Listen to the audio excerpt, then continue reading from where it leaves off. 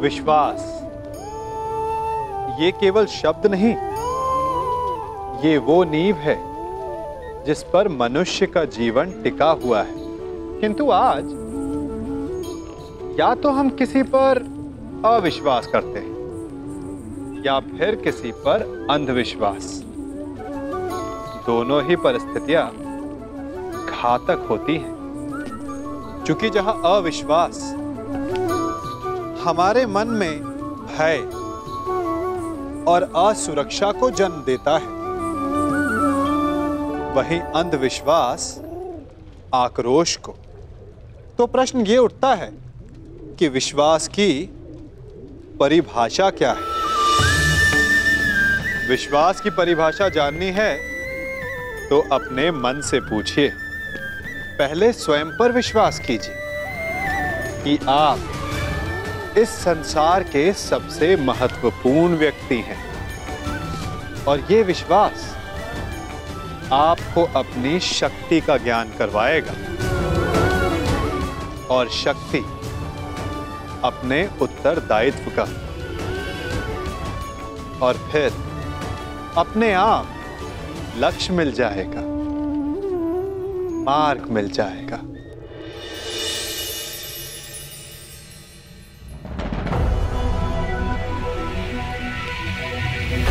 ये माया महल है वासुदेव।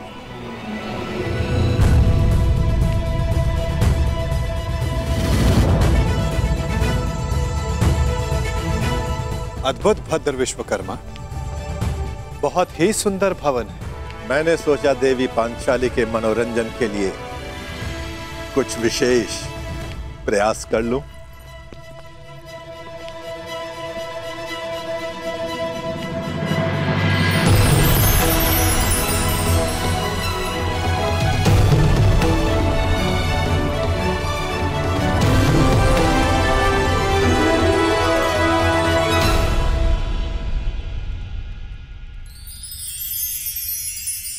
यहां जो जैसा दिखाई दे रहा है वो वैसा कदापि नहीं है।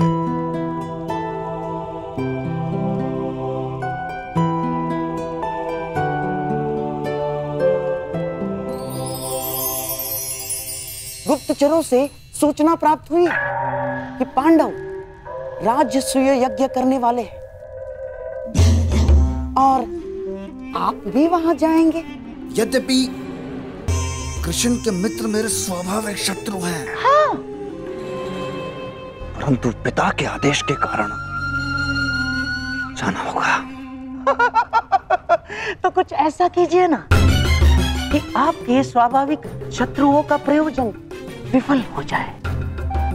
नीति कहती है कि यज्ञ में निमंत्रित अतिथि का अतिथेय द्वारा अपमान हो जाए तो यज्ञ भंग हो जाता है।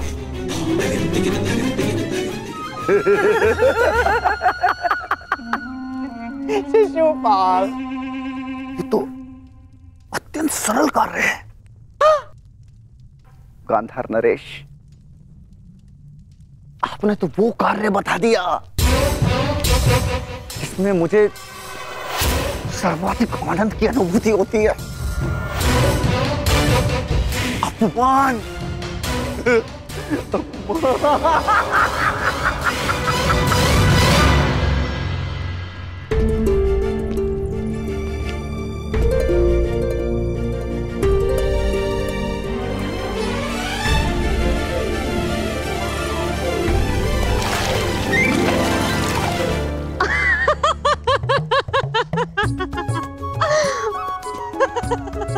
अद्भुत ना सका। जहाँ जल दिखता है वहाँ भूमि है, और जहाँ भूमि दिखती है वहाँ जल।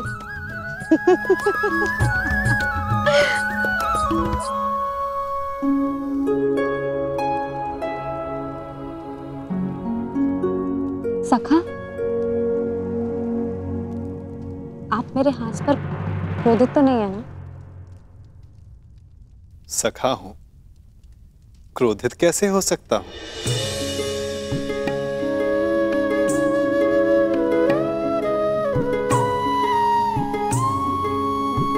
परंतु कदाचित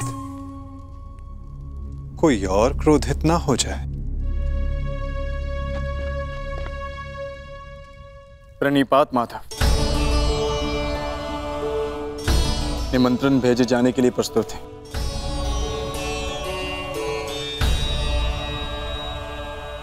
तो पहला निमंत्रण हस्तिनापुर जाएगा।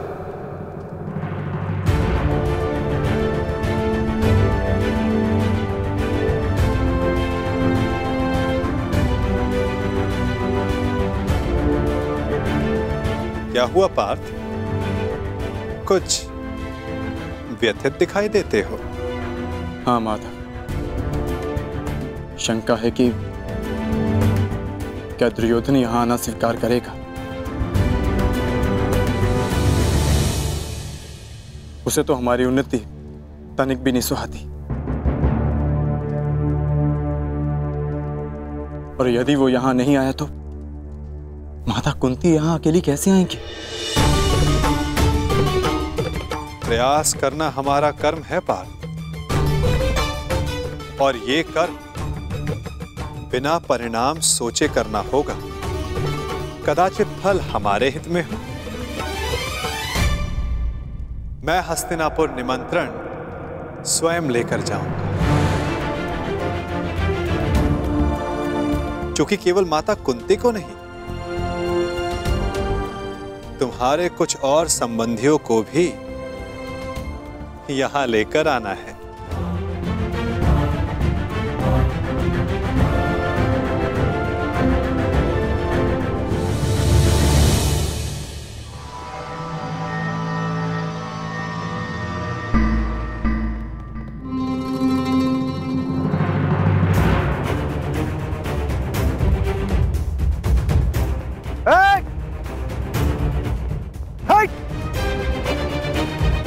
देख नहीं रहे तुम्हारे समक्ष छेदी नरेश शिशुपाल खड़े हैं। तो छेदी नरेश, तुम भी जान लो कि तुम अंगराज कर्ण के सामने खड़े हो। तो तुम हो अंगराज कर्ण।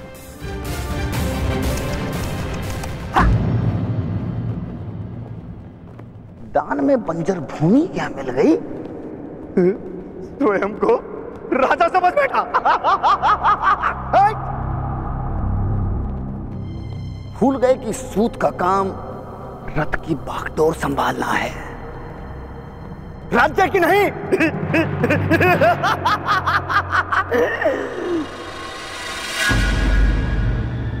लगता है घर पर वचन देकर आए हो कि जीवित नहीं लौटोगे।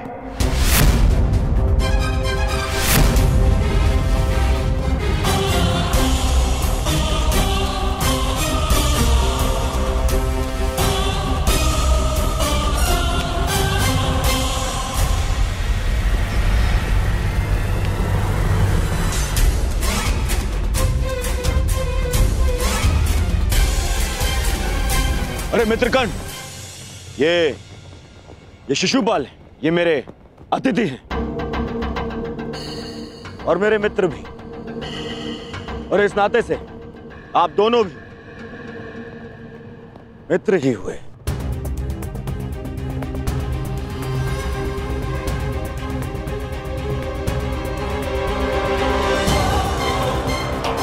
मेरा केवल एक ही मित्र है, और वो हो तुम। और तुम्हारे अतिरिक्त किसी को मित्र बनाना होगा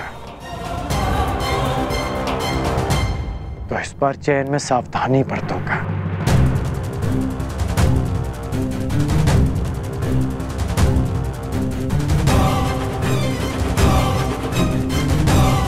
अपने अतिथि की मर्यादा में रहने की चेतावनी अवश्य दे देना मित्र।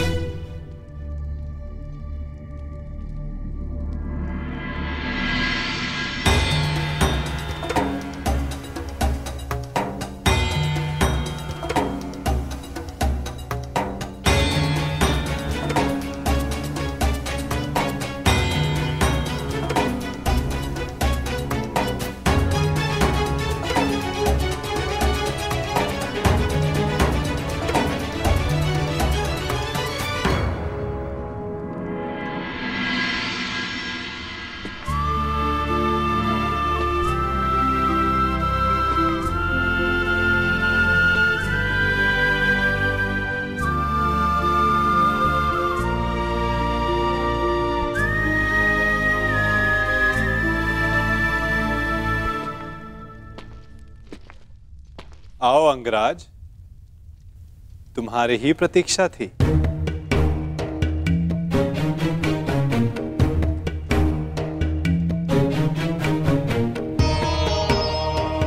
क्षमा कीजिए वासुदेव, मुझे ज्ञात नहीं था कि आप भी यहाँ हैं। कोई समस्या नहीं मित्र। बहुत कुछ है जो अब तक सबको ज्ञात नहीं, परंतु अब सबको ज्ञात होगा। मैं वासुदेव कृष्ण इस सभा में उपस्थित समस्त जनों को अपनी और राजा युधिष्ठिर की ओर से प्रणाम करता हूं और उनकी ओर से आप सबको निमंत्रण देता हूं। कैसा निमंत्रण वासुदेव?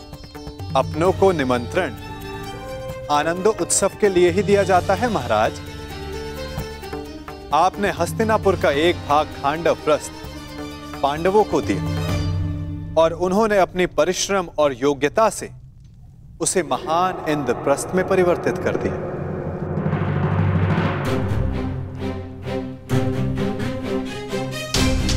और अब इंद्रप्रस्थ एक प्रसन्न और स्वतंत्र देश है और युधिष्ठिर भी उस पर न्याय और धर्म पूर्वक शासन चला रहे हैं।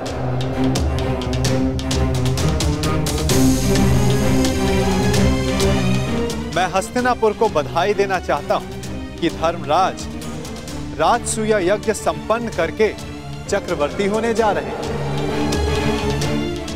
और उन्होंने सादर आप सबको इस यज्ञ के आयोजन में निमंत्रित किया है।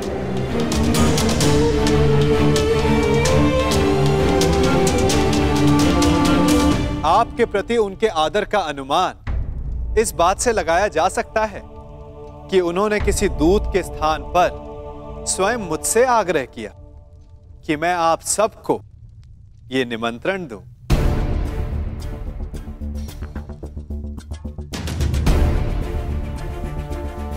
वासुदेव, यह जानकर प्रसन्नता हुई कि पांडव पुत्रों ने बंजर भूमि को इंद्रप्रस्थ बना दिया।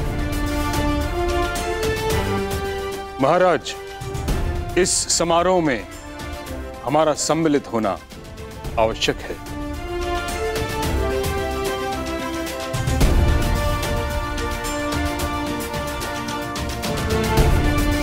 कुरुवंश की संतान चक्रवर्ती सम्राट बने, यह हमारे लिए गर्व की बात है।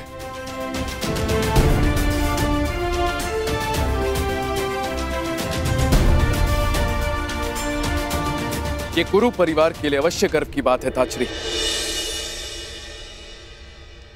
परंतु हस्तिनापुर यदि इस यज्ञ में सम्मिलित हुआ तो क्या यह राजनीतिक रूप से उनकी अधीनता मानने के समान नहीं होगा?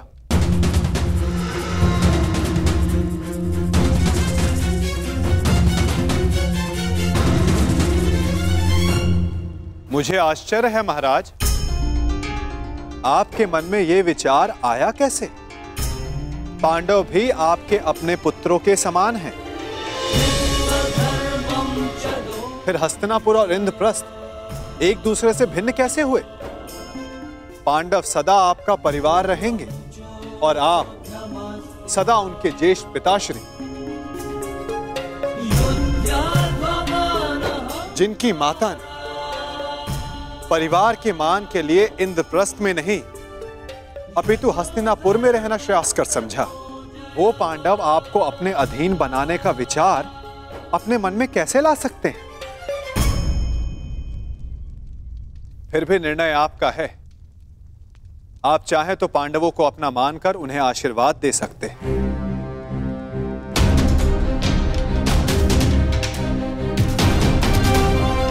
या फिर वहां अनुपस्थित होकर यह दर्शा सकते हैं कि हस्तिनापुर पांडवों के वैभव से ईर्ष्या रखने लगा है। तुम्हारा क्या मत है विदुर?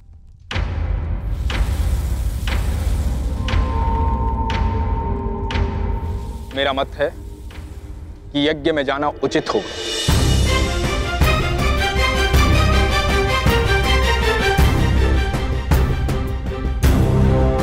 पांडव हमारे शत्रु नहीं है, और यदि हस्तिनापुर इस यज्ञ में सम्मिलित नहीं होता है तो चारों तरफ यह संदेश जाएगा कि हस्तिनापुर से पांडवों की उन्नति देखी नहीं गई। और यदि किसी कारणवश राजा किसी आयोजन में सम्मिलित होना अपने पद की गरिमा के अनुकूल नहीं समझते तो युवराज को भेज सकते हैं।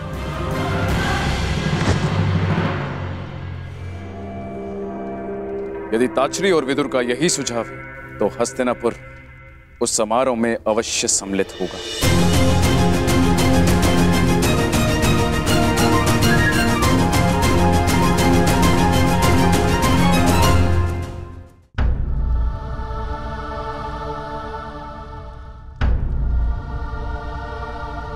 क्या हुआ अंगराज?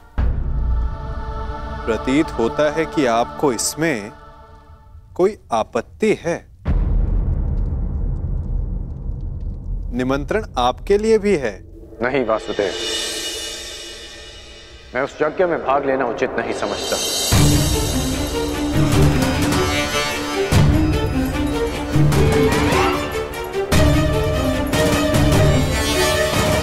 कारण? एक नहीं, 3 कारण हैं। पहला, मैं युधिष्ठिर को सम्राट पद के योग्य ही नहीं समझता।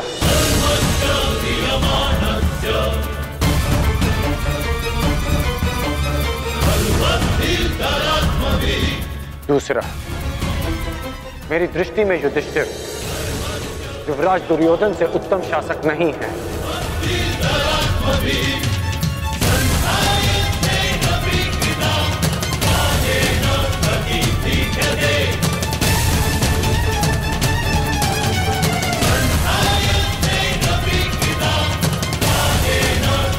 दुर्योधन नियमों में बंधकर प्रजा पर शासन नहीं करते, अपितु प्रजा के लिए नियम बनाते हैं।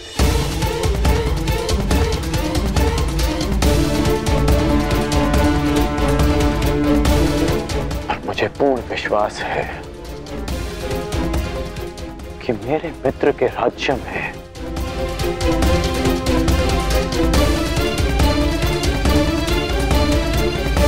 फिर से किसी शोण के मुख में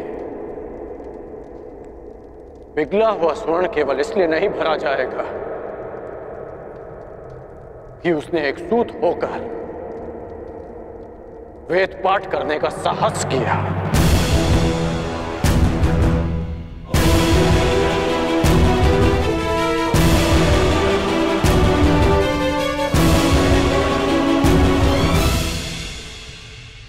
और तीसरा और सबसे बड़ा कारण,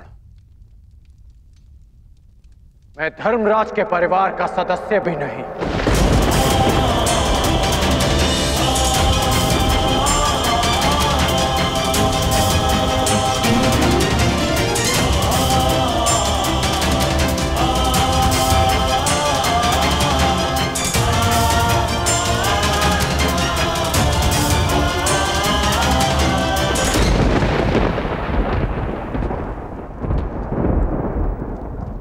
जिसे मैं सम्राट पद के योग्य नहीं समझता,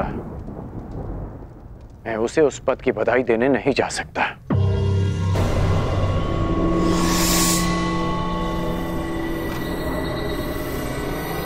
क्षमा कीजिए केशव कि मैं आपके इस निमंत्रण को अस्वीकार कर रहा हूं।